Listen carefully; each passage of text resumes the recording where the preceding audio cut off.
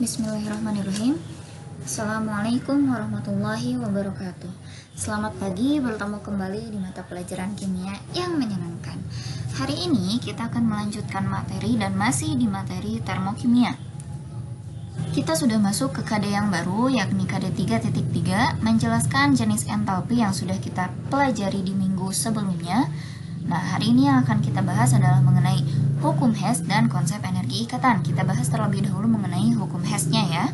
Tujuan pembelajaran yang diharapkan dari pertemuan kali ini, kalian bisa memahami konsep perhitungan entalpi reaksi berdasarkan hukum Hess, dan juga kalian bisa menghitung nilai perubahan entalpi berdasarkan hukum Hess.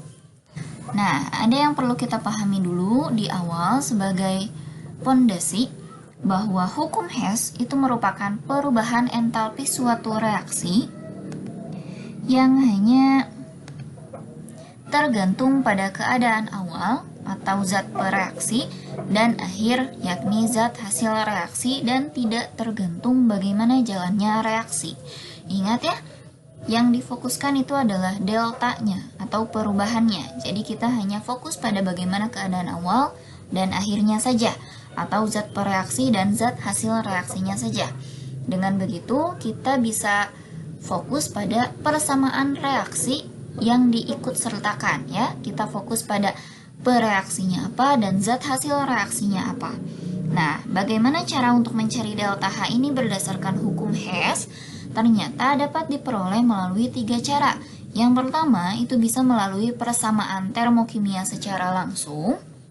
Yang kedua bisa melalui siklus Hess, dan yang terakhir bisa melalui entalpi pembentukan atau delta H0F yang sudah kita pelajari sebelumnya ya, entalpi pembentukan.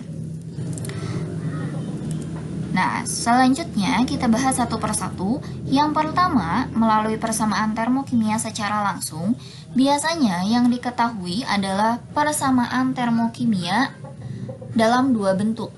Ya, ada persamaan termokimia 1 dan ada juga persamaan termokimia 2. Misalkan di sini diketahui ada pembentukan gas CO2 atau gas karbon dioksida hanya saja dengan zat bereaksi yang berbeda-beda. Di persamaan termokimia 1, kita mereaksikan karbon dengan oksigen sehingga menghasilkan karbon dioksida dengan entalpinya, perubahan entalpinya sebesar negatif 394 kJ.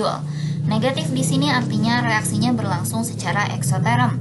Selanjutnya di termokimia 2, persamaan termokimia 2, ini pembentukan gas CO2-nya berasal dari gas karbon monoksida atau gas CO yang direaksikan dengan setengah mol oksigen atau O2. Sehingga delta H-nya yang diikut sertakan adalah negatif 283 kJ. Negatif di sini berarti reaksinya berlangsung secara eksoterm ya. Nah, kemudian ternyata yang ditanyakan adalah berapakah delta H atau entalpi untuk reaksi pembentukan gas CO. Ini kan reaksinya pembentukan gas karbon dioksida. Nah, yang diminta ternyata adalah reaksi pembentukan gas karbon monoksida, di mana si persamaan reaksi yang terjadi itu adalah di sisi kiri atau di zat bereaksinya itu ada karbon dengan setengah mol oksigen, dan zat hasil reaksinya atau di sebelah kanan itu ada gas karbon monoksida. Nah, yang dicari ternyata berapa entalpinya dari si persamaan reaksi pembentukan gas karbon monoksida ini. Nah, cara yang pertama, bagaimana kita menentukan delta H yang baru dari 2 delta H yang sudah diketahui untuk setiap persamaan reaksi yang berbeda. Nah, yang pertama kita harus mengidentifikasi dulu posisi zat. Kita fokus ke posisi setiap zat di persamaan reaksi akhirnya ya. Nah, maksudnya persamaan reaksi yang diminta ini. Ya, persamaan reaksi yang diminta ini, kita fokus ke sini.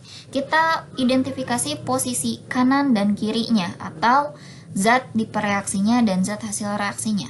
Kita mulai dari atom karbon dulu ya, dari unsur karbonnya. Karbon di hasil reaksi atau di zat di akhir itu ternyata harus ada di sisi kiri. Kita lihat, nah, karbon itu asalnya ada di sisi kiri. Kemudian kita lihat posisi zat di awalnya, atau di dua persamaan termokimia yang sudah dibatasi garis ini ya. Ini garis pemisah antara yang diketahui dan yang belum diketahui. C-nya ternyata itu juga ada di sisi kiri. Kemudian kita lihat yang O2-nya. O2 di akhir reaksi itu harus ada di sisi kiri ya, di sisi kiri panah. Selanjutnya O2 keduanya yang sisanya yang di awal reaksi itu ternyata ada di sisi kiri juga. Nah, selanjutnya CO itu harus ada di sisi kanan atau di seberang panah. Kita lihat di posisi zat di awal ternyata masih di sebelah kiri. Nah, ini masih ada perbedaan ya.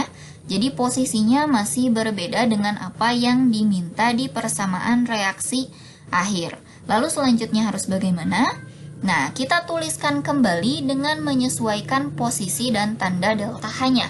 Artinya, kita tuliskan kembali apa yang sudah sesuai dan yang belum sesuai tinggal kita balikkan posisinya. Seperti ini. Kita tuliskan dulu persamaan termokimia 1 dan 2. Persamaan termokimia 1 karena kebetulan posisinya sudah sesuai, jadi C yang diminta itu berasal dari persamaan termokimia 1 dan O yang diminta juga bisa berasal dari persamaan termokimia 1. Artinya, untuk persamaan termokimia 1 yang ini kita tidak perlu membalikkan reaksinya. Kita tidak perlu balik dari yang kiri ke kanan atau dari yang kanan ke kiri. Karena sesuai dengan apa yang diminta, ya. Apa yang diminta persamaan reaksi akhir. Otomatis, persamaan termokimia 1 tetap, yakni karbon solid ditambah O2 gas menjadi karbon dioksida gas atau CO2 gas. Di mana nilai delta H-nya tetap negatif 394 kJ. Kemudian persamaan termokimia 2, nah ini yang kita permasalahkan tadi. Yang CO2 ini di persamaan termokimia akhir atau yang dimintanya itu harusnya CO ada di kanan. Tapi di persamaan termokimia yang diketahuinya atau yang di kedua ini CO masih di kiri. Artinya harus kita balikan posisi yang di kiri jadi ke kanan dan apa yang ada di kanan jadi ke kiri. Asalnya CO2 ada di kanan, kita pindahkan jadi ke kiri, jadi CO2 gas, nah baru tanda panah. Nah, apa yang di kiri itu kita pindahkan ke kanan. Semuanya dipindahkan, tidak hanya CO yang dipindahkan, tapi O2 juga harus dipindahkan. Artinya, menjadi CO gas ditambah setengah O2 gas. Nah, lalu bagaimana dengan delta H-nya? Karena posisinya sudah dipindah atau sudah dibalik, artinya reaksi yang berlangsungnya pun kebalikannya. Yang asalnya negatif, eksoterm, dia akan berubah menjadi positif atau endoterm. Ya, ketika reaksinya dibalik, otomatis delta H-nya juga harus ikut dibalik. Dari yang negatif ke positif, dari yang positif ke negatif. Sehingga hasilnya diperoleh persamaan reaksi yang diinginkan tadi di awal. C solid, setengah O2 gas, dan CO gas. Ya, kita akan mencari berapa delta H-nya. Kita lihat CO sudah ada di sisi kanan ya. CO sudah ada di sisi kanan. Dan tadi tanda entalpinya itu sudah diubah jadi plus atau jadi positif endoterm. Nah, dari persamaan reaksi ini sebetulnya sudah cukup ya, tapi kita akan identifikasi dulu lebih lanjut kenapa bisa si hasil persamaan reaksinya seperti ini. Pada dasarnya, setiap zat yang sama di sisi dan persamaan reaksi yang berbeda bisa saling meniadakan. Jadi jika seandainya zatnya sama, tapi ada di sisi dan persamaan reaksi yang berbeda bisa saling meniadakan. Misalkan kita lihat, nah CO2 itu merupakan zat yang sama-sama ada di persamaan termokimia 1 dan juga ada di persamaan termokimia 2. Karena dia berbeda sisi, yang satu di sisi kanan, yang satu di sisi kiri, juga di persamaan termokimia yang berbeda, yang satu di 1 dan yang satu lagi di 2, maka kita bisa saling coret. Sehingga Di reaksi akhir, persamaan termokimia akhir tidak diikut sertakan CO2 karena sudah saling coret, ya, sudah saling ditiadakan. Selanjutnya, zat yang lebih banyak akan dikurangi sejumlah zat yang lebih sedikit. Kalau C, ini sebetulnya yang atas, bisa langsung kita turunkan ya. C di sini karena ada 1, kita turunkan ke hasilnya C juga. Nah, kemudian yang O2, di situ kan ada setengah O2. Dari mana kita bisa dapatkan setengah O2? Kita lihat dulu. Nah, di sisi atas persamaan termokimia 1, O2-nya itu ada 1, ya. Kemudian di sisi kanan bawah yang termokimia 2, itu ternyata O2-nya hanya ada setengah. Mana yang paling sedikit? Tentu yang setengah. Oleh karena itu, nanti masing-masing akan dikurangi setengah. 1 dikurangi setengah, hasilnya setengah. Lalu setengah dikurangi setengah, 0. Otomatis berarti di sisi kanan tidak perlu kita tuliskan lagi O2-nya. Jadi cukup di sisi kiri saja. Seperti itu ya. Kenapa kita bisa mendapatkan persamaan reaksi akhir C solid ditambah setengah O2 gas menjadi CO gas. Intinya adalah kita menurunkan persamaan reaksi atas ke persamaan reaksi hasilnya, ya. Dan ingat, apa yang berbeda sisi dan zatnya sama bisa saling coret meniadakan. Sedangkan zat yang jumlahnya lebih sedikit itu bisa jadi pembanding atau pengurangannya. Ya, seperti itu. Selanjutnya, langkah terakhir, kita hanya tinggal menjumlahkan entalpi yang sudah dirubah atau yang sudah disesuaikan. Tadi kan kita punya negatif 394 dan positif 283. Nah, tinggal negatif 394 ditambah positif 283 kJ. Hasilnya adalah negatif 111 kJ. Tinggal kita jumlahkan saja sesuai dengan tanda delta H yang sudah kita ubah dan sesuaikan berdasarkan persamaan reaksi yang diinginkannya. Ya, selesai sampai di situ. Ini cara untuk persamaan termokimia secara langsung. Yang kedua, ini melalui siklus Hess. Nah, ini adalah contoh persamaan termokimia 1 dan 2 dari yang sebelumnya.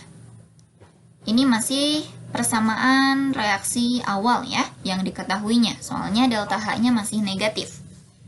Nah, yang ditanyakannya itu masih berapa entalpi pembentukan gas CO.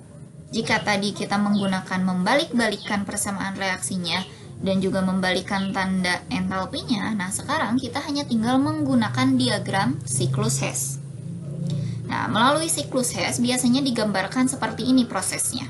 Nah, kita lihat di sini persamaan termokimia 1 itu merupakan persamaan termokimia yang paling utama. Di sini Ibu kotaki ya. Ini persamaan reaksi utamanya, di mana C ditambahkan O2 akan menghasilkan gas karbon dioksida atau gas CO2 dengan entalpi sebesar negatif 394 kJ.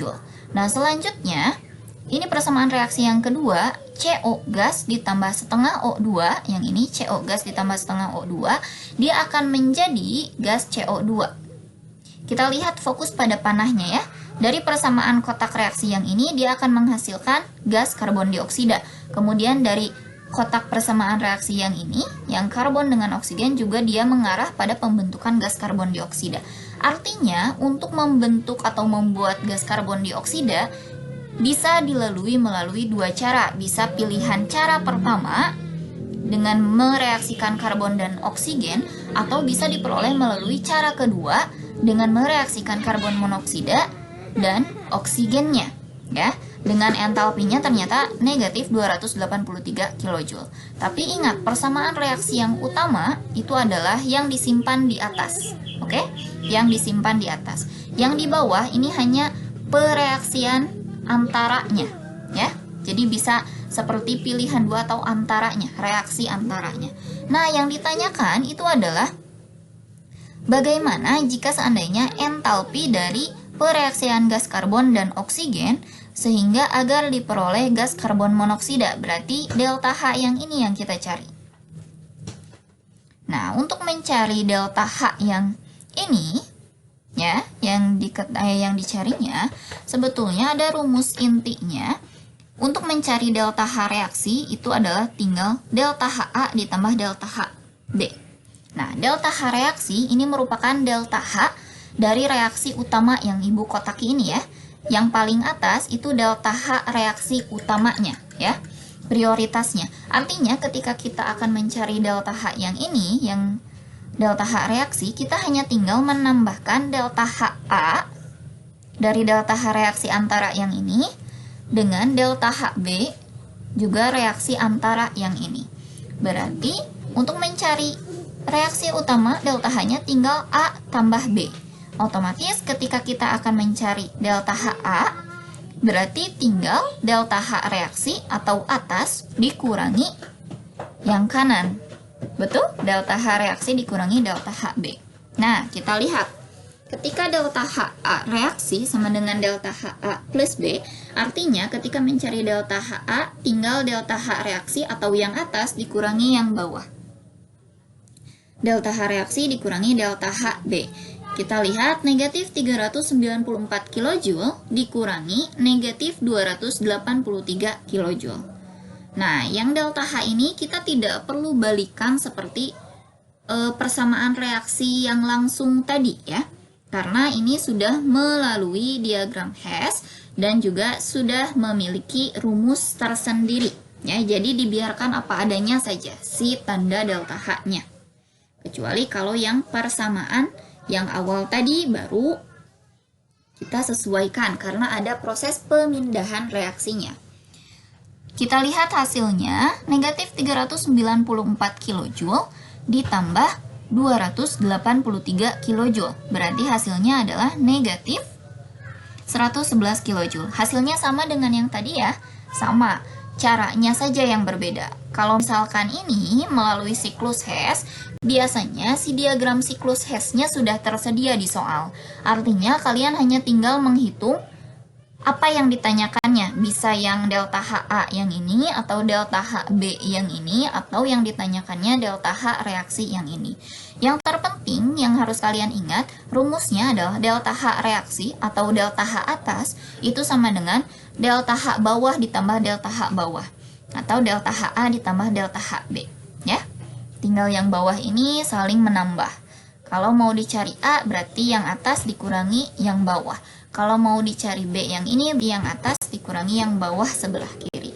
Seperti itu ya, sederhana. Nah, selanjutnya kita sudah tahu bahwa siklus Hess yang diperoleh itu adalah seperti ini. Dari pembentukan C dengan O2 menghasilkan karbon dioksida, dibutuhkan delta H sebesar negatif 394 kJ. Ini adalah reaksi utamanya. Kemudian dari C ditambah O2 menjadi CO itu diperoleh delta H negatif 111 kJ. Kemudian jika seandainya si CO kita reaksikan lagi dengan oksigen, maka delta H-nya yang diperolehnya itu akan negatif 283 kJ. Hakikatnya jarak dari sini ke sini itu adalah 394 kJ. Jika dari sini sampai sini ini hanya 111 kJ. Berarti dari sini ke sini itu adalah sisanya, yakni negatif 283 kJ. Begitu ya? Paham? Nah, ternyata ada diagram tingkat energinya juga. Penggambarannya seperti ini. Yang paling jauh ini 0, ini adalah reaksi dasarnya ya. Dari C ditambah O2. Ini reaksi dasar mulanya dari sini. Bisa ke bawah, bisa langsung ke samping. Tapi di sini kita mulai delta H-nya 0 karena merupakan reaksi mula-mula dari C dan O2. Nah, kemudian yang paling jauh panahnya ini adalah hasil akhir yang diperolehnya. Yang diperolehnya itu ditemukan CO2 ya. Nah, CO2 mau lewat jalan yang pinggir ini dia menghasilkan CO2, mau lewat bawah dulu juga tetap hasilnya CO2. Artinya paling atas itu produk awal dan yang paling bawah ini produk akhirnya. Posisinya dari atas ke bawah karena nilainya negatif ya, eksoterom. Eksoterm, ingat diagram entalpinya panahnya ke atas atau ke bawah? Ke bawah kan ya? Otomatis prosesnya itu persamaannya dari atas ke bawah. Ini zat awal dan ini zat akhir reaksinya. Dari C ke O2 ini sebesar energi yang diperolehnya sebesar negatif 394 kilojoule. Sedangkan dari C ke O2 ya, ingat dari C dan O2 ke CO ini negatif 111 kilojoule. Artinya dari sini ke sini ini menghabiskan negatif 111. Kemudian dari CO dan O2 yang ini, CO dan O2 yang ini ke CO2 dia akan menghasilkan sebesar negatif 283 kilojoule. Seharusnya di sini ada keterangan ya, dari sini ke sini ini membutuhkan negatif 283 kilojoule. Sedangkan dari reaksi utama dari atas, dari yang awal sampai ke produk akhirnya itu sebesar 394 kilojoule. Intinya hanya tentang bagaimana kita memainkan selisih tingkat energinya, ya, seperti itu. Dan yang terakhir, maaf ini tipe harusnya cara ketiga melalui entalpi pembentukan atau delta H0F. Ini sudah pernah kita singgung ya. Delta H0F ini merupakan salah satu dari jenis entalpi. Nah, rumusnya itu adalah delta H sama dengan delta H0F sesudah atau sisi kanan. Maaf, ini seharusnya bukan dikurangi, bukan ditambah ya, ini harusnya dikurangi. Kita coret dulu. Kita pakai pen. Ini harusnya bukan ditambah, tapi dikurangi. Nah, delta H-nya itu sama dengan delta H0F sesudah atau sisi kanan dikurangi delta H0F sebelum atau sisi kirinya. Kita contohkan. Di sini diketahui delta H0F untuk setiap zatnya. H2O sekian, CO2 sekian, dan CH4 sekian. Nah, hitunglah perubahan entalpi pembakaran dari pereaksian CH4 gas ditambah O2 gas menjadi CO2 gas ditambah 2H2O gas. Berapa delta HC-nya? Nah, zat yang ada di kiri panah itu merupakan zat sebelum reaksi, dan zat yang ada di kanan panah itu merupakan zat sesudah reaksinya. Nah, jika seandainya kita menggunakan rumus yang tadi, delta HF sesudah dikurangi delta HF sebelum, artinya kita tinggal menjumlahkan nilai-nilai delta HF dari zat yang ada di kanan dikurangi penjumlahan nilai delta HF zat-zat yang ada di sebelah kiri. Nah, kita jabarkan. Di sini ada delta H0F dari CO2 ya. Nah, nilainya itu adalah negatif 394 kilojoule. Selanjutnya, nah untuk H2O, di sini kita lihat nilai delta H0F itu harus dikalikan sesuai dengan koefisien zatnya. Di persamaan reaksi H2O memiliki koefisien 2. Artinya nanti harus dikalikan si delta HF-nya dengan koefisiennya. Berarti 2 dikali delta HF dari H2O-nya berapa? Negatif 242 kJ per mol. Yang ini ya. Selanjutnya dikurangi delta H0F dari CH4 yakni negatif 84 kJ per mol. Nah, CH4 yang ini dia koefisiennya 1 ya. Jadi kita tidak perlu tuliskan satunya, karena apapun dikalikan 1 adalah apapun itu sendiri. Nah, yang terakhir, ini sama. Karena si O2 yang ini, nah si O2 yang ini merupakan unsur bebas, si nilai delta HF-nya 0. Jadi seandainya jika ada unsur bebas seperti O2, N2, kemudian F2, Cl2, nah nilai delta H0F-nya itu 0. Ya, harus digarisbawahi unsur bebas itu 0 delta H0F-nya.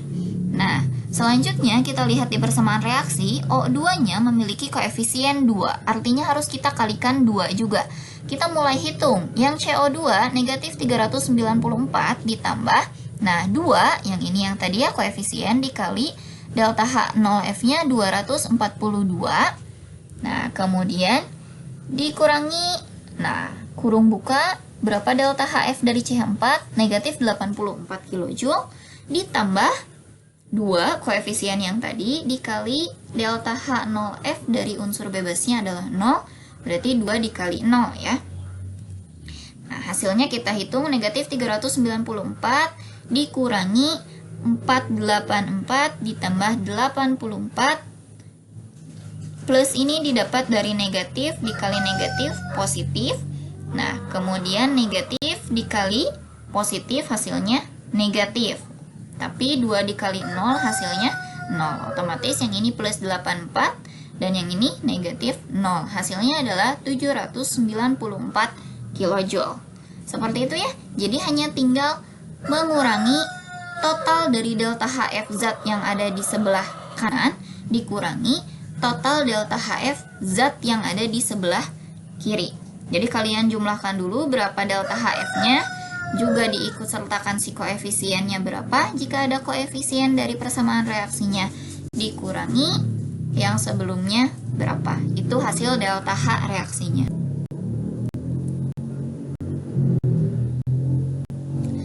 Sekian, terima kasih. Semoga latihan 3 soal, tapi kalian boleh memilih salah satunya saja. Jika ada yang belum dimengerti, kalian boleh tanyakan ke ibu, PC boleh, di grup juga boleh. Terima kasih. Assalamualaikum warahmatullahi wabarakatuh.